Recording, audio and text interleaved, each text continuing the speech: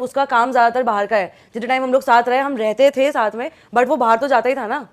बाहर जाता था। उतने टाइम में तो मेरी हालत खराब हो जाती थी। फिर अगर वो आधे घंटे भी जा रहा है तो मेरी वही सेम एक्साइटमेंट रहती है मिलने के लिए। मैं लिव इन रिलेशनशिप में इस चीज़ में यहाँ डिसएग्री करती हूँ कि नहीं होना चाहिए, क्योंकि शादी के बाद की जो एक्साइटमेंट होती है वो रहना एक दूसरे के साथ, वो क्योंकि शादी के बाद का जो फेज़ होता है, जो हनीमून फेज़ होता है, अगर आप ऑलरेडी किसी लड़की के साथ 5-6 साल रिलेशनशिप में रहे हो तो शादी करके क्या बदल जाएगा।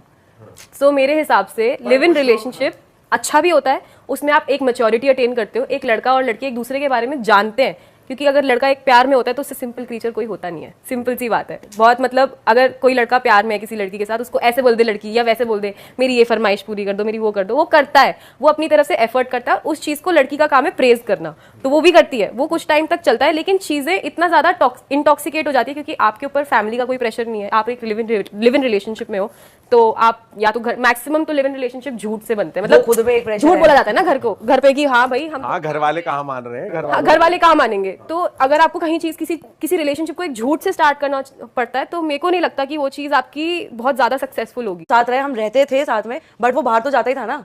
बाहर जाता था। उतने टाइम में तो मेरी हालत खराब हो जाती थी। फिर अगर वो आधे घंटे भी जा रहा है तो मेरी वही सेम एक्साइटमेंट रहती है मिलने के लिए। मैं लिव इन रिलेशनशिप में इस चीज़ में यहाँ डिसएग्री करती हूँ कि नहीं होना चाहिए, क्योंकि शादी के बाद की जो एक्साइटमेंट होती है वो रहना एक दूसरे के साथ, वो क्योंकि शादी के बाद का जो फेज़ होता है, जो हनीमून फेज़ होता है, अगर आप ऑलरेडी किसी लड़की के साथ 5-6 साल रिलेशनशिप में रहे हो तो शादी करके क्या बदल जाएगा।